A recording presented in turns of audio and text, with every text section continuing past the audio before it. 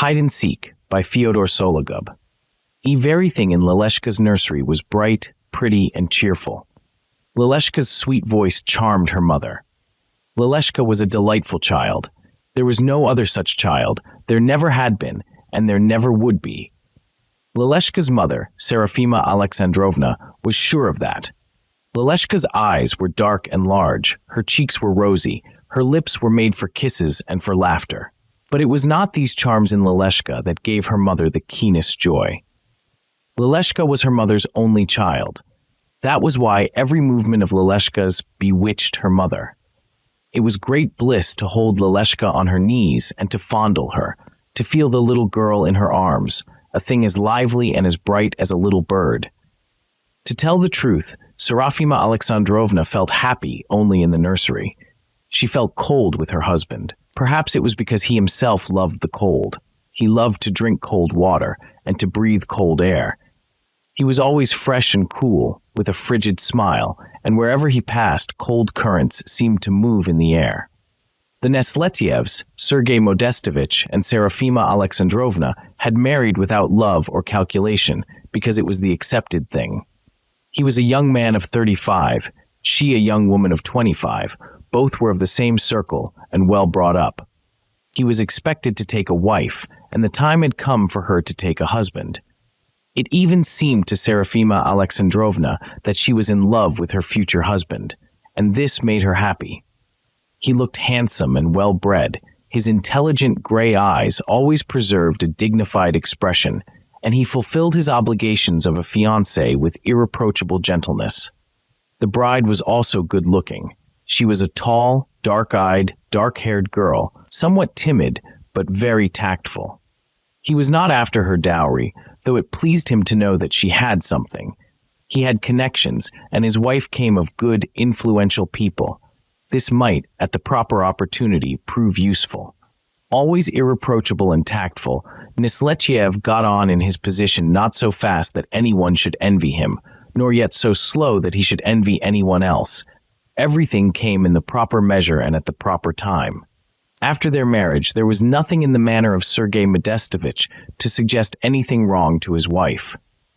Later, however, when his wife was about to have a child, Sergei Modestovich established connections elsewhere of a light and temporary nature.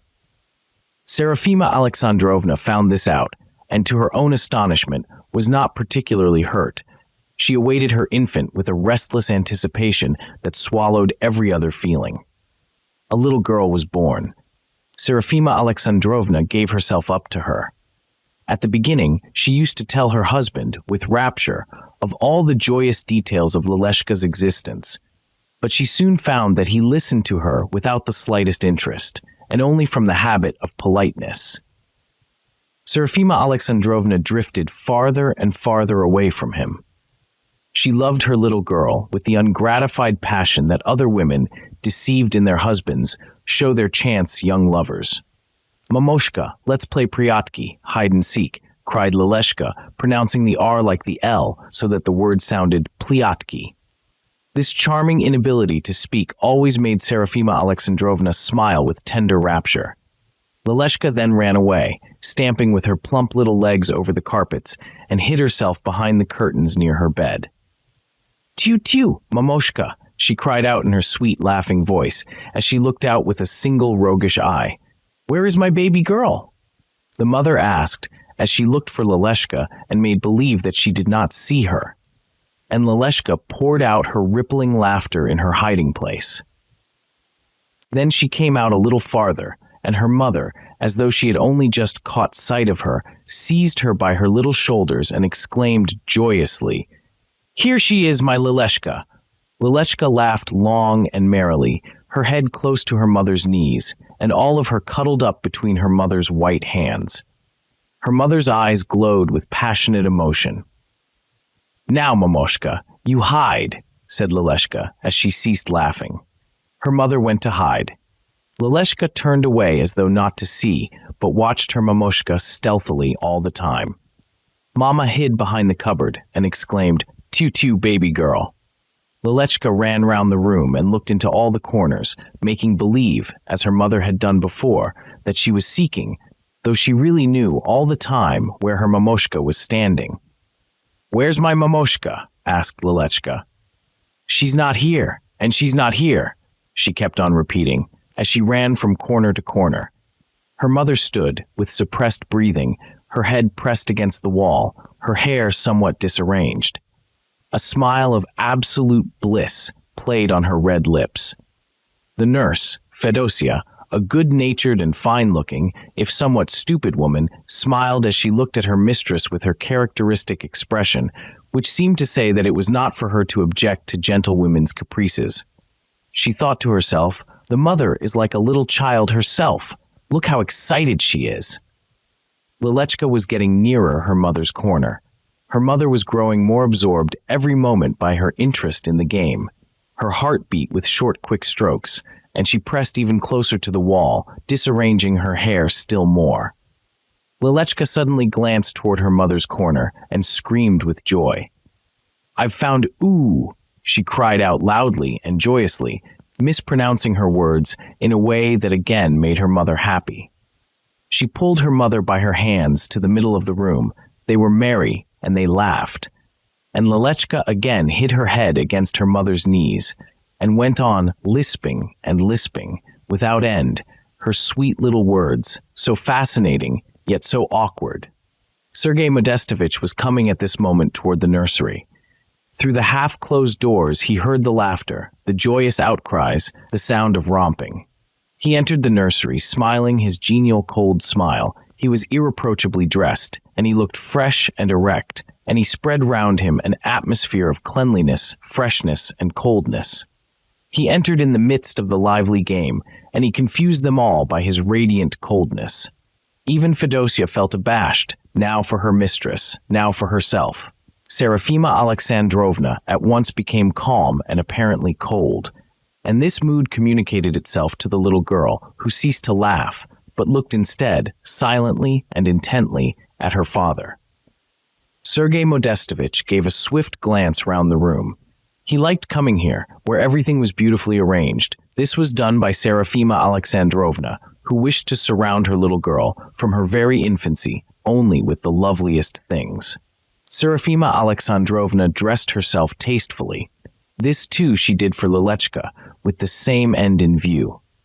One thing Sergei Modestovich had not become reconciled to, and this was his wife's almost continuous presence in the nursery. "It's just as I thought. I knew that I'd find you here," he said with a derisive and condescending smile. They left the nursery together.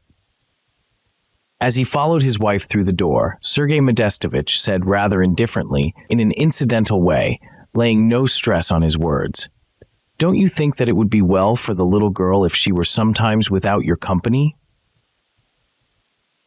Merely, you see, that the child should feel its own individuality," he explained in answer to Serafima Alexandrovna's puzzled glance.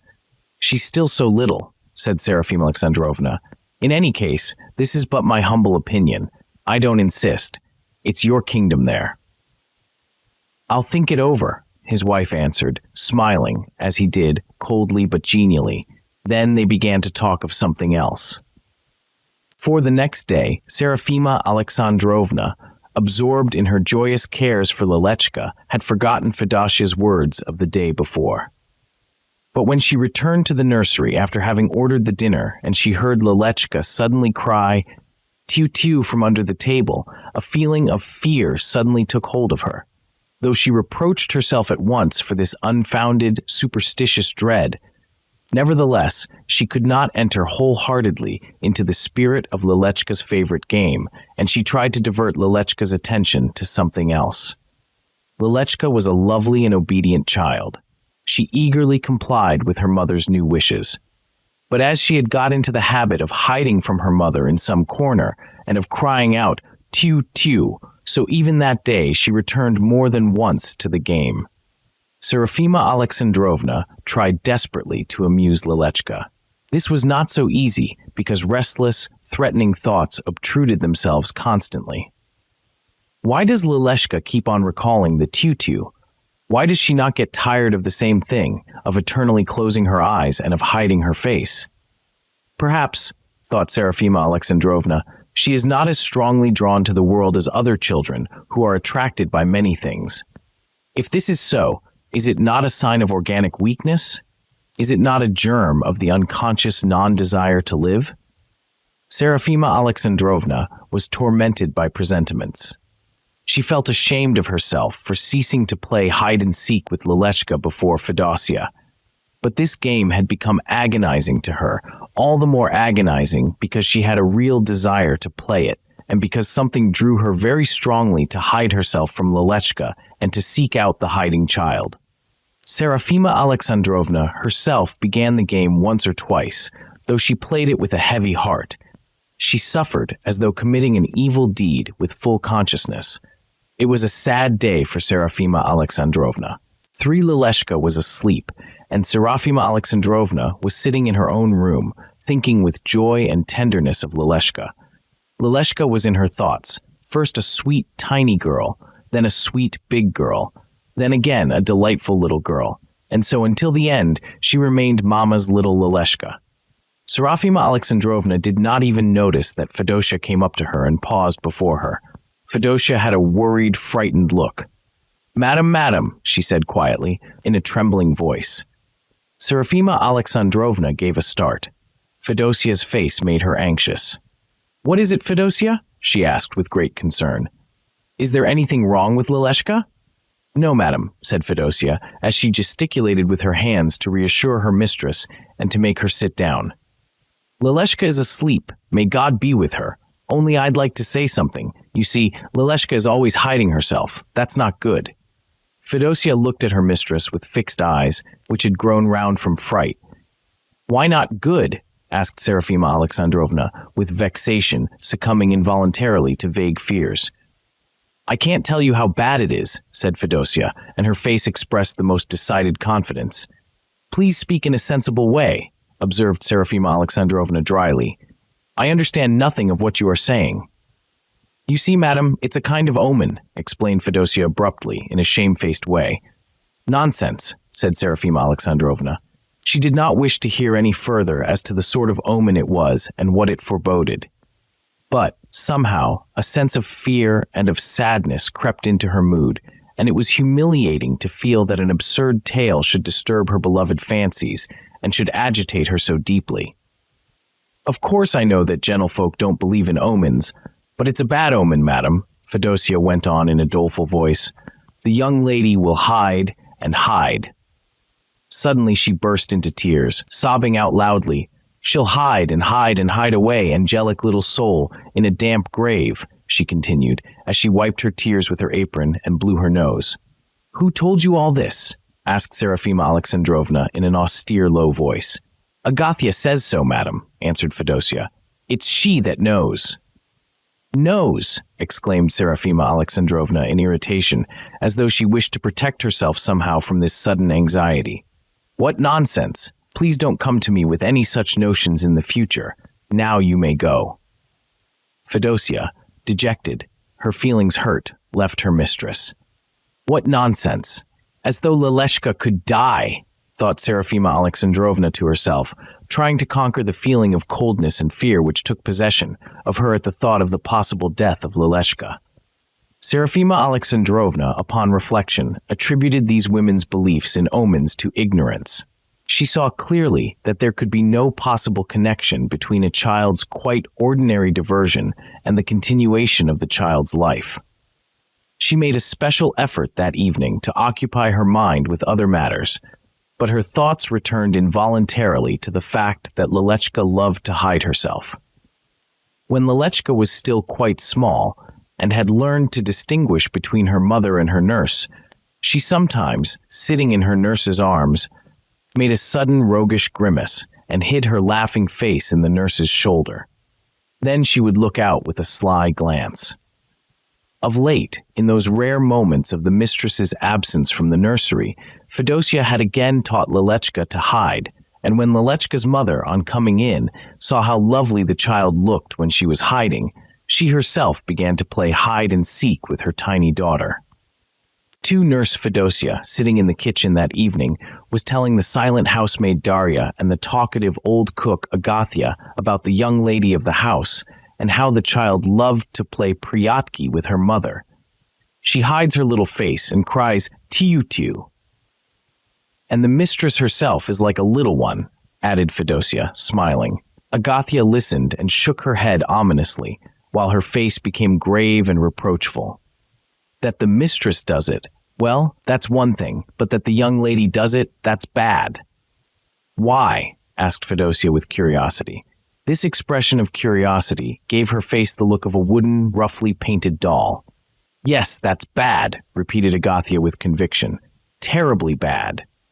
"Well," said Fedosia, the ludicrous expression of curiosity on her face becoming more emphatic. "She'll hide and hide and hide away," said Agathia, in a mysterious whisper, as she looked cautiously toward the door. "What are you saying?" exclaimed Fedosia, frightened. "It's the truth I'm saying. Remember my words." Agathia went on with the same assurance and secrecy. "It's the surest sign." The old woman had invented this sign, quite suddenly, herself, and she was evidently very proud of it.